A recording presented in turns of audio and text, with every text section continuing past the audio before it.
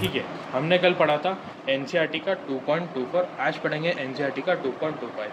अब आज हम ढंग से क्वेश्चन पढ़ेंगे क्योंकि कल क्या थोड़ी सी प्रॉब्लम हो गई थी। अब आज क्वेश्चन पढ़ा है कि हमें बताना है कि हमें कुछ गिवन कंपाउंड्स दे रखे हैं और उसके हमें बताना है कि वो इनसॉल्युबल है, पार्शियली सॉल्युबल है या हाईली सॉल्युबल है। और हमें क्या दे रखा है किसके अंदर सॉल्युबल है, तो यहाँ पर हमें सॉल्वेंट पहले ही स्पेसिफाई कर दिया कि हर किसी के लिए सॉल्वेंट कैसा है, वाटर।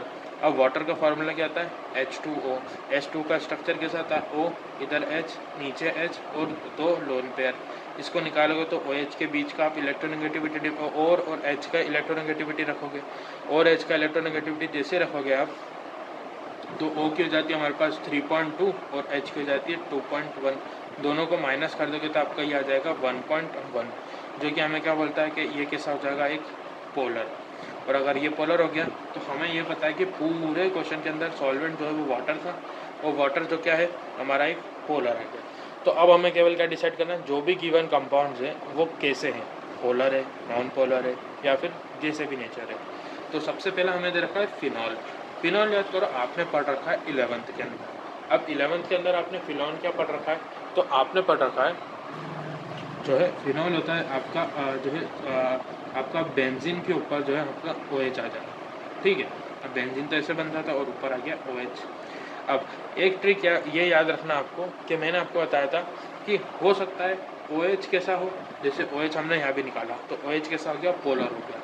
पर मैंने एक ट्रिक बताई थी कि अगर एक ऐसा बॉन्ड जो कि कैसा हो, पोलर हो, वो एक ऐसी स्पीशीज से कनेक्ट हो जैसे बेंजीन, या एक ऐसी चेन से कनेक्ट हो जिसके अंदर एक या दो से ज़्यादा कार्बन एटम है। यहाँ पर कितने हैं, 1 2 3 4 5 6, बेंजीन के अंदर तो 6 कार्बन। अब ये 2 से ज़्यादा है काउंट में, तो क्या होता है कि कार्बन जब 2 से ज़्यादा हो जाता है ना तो वो अफेक्ट करने लग जाता है पोलैरिटी को। तो पोलैरिटी को क्या करता है, वो रिड्यूस करता है। ऐसे अगर नॉन पोलर भी होगा ना तो उसे भी रिड्यूस करता है। तो बेसिकली अभी यहाँ पे क्या कर देगा, ये पोलर तो है पर क्योंकि यहाँ पर कार्बन कैसे हो गए, 2 से ज़्यादा संख्या हो गई, इसीलिए कैसा हो जाएगा, लेस पोलर।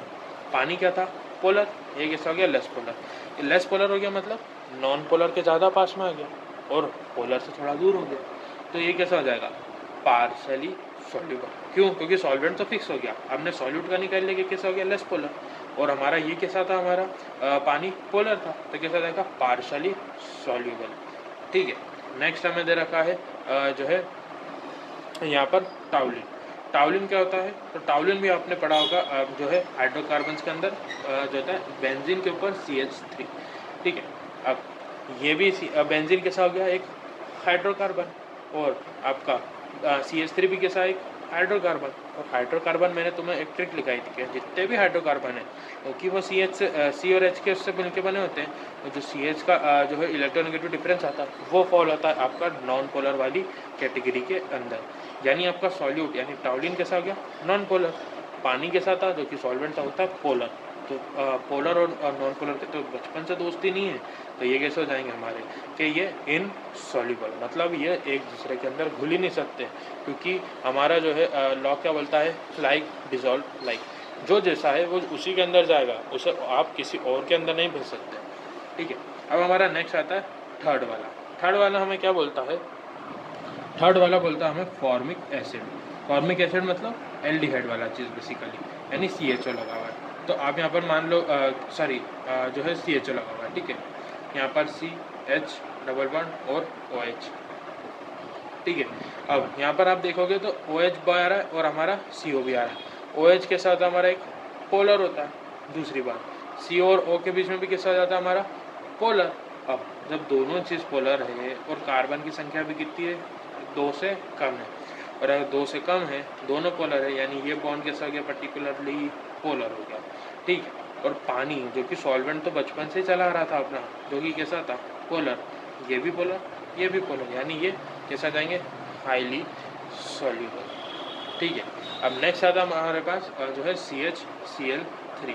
CHCl3 दे रखा है हमें क्लोरोफॉर्म। ठीक है, यहाँ पर फोर्थ वाला। अब आप क्या देखोगे कि सर इसमें Cl आ रहा है, हम फटाफट टिक कर देंगे कैसा ये एक जो है हमारा पोलर है, पर नहीं, रुको, क्यों, क्योंकि ये कैसा एक आपका बेसिकली जो है सिमेट्रिकल कंपाउंड है।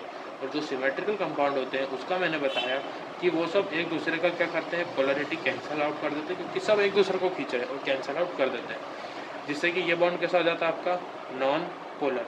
सबसे पहले यही चेक करो कि वो सिमेट्रिक के अंदर है कि नहीं। अगर वो सिमेट्रिकल क्या नहीं, वो लीनियर हो सकता है, ट्रायगोनल प्लेनर हो सकता है।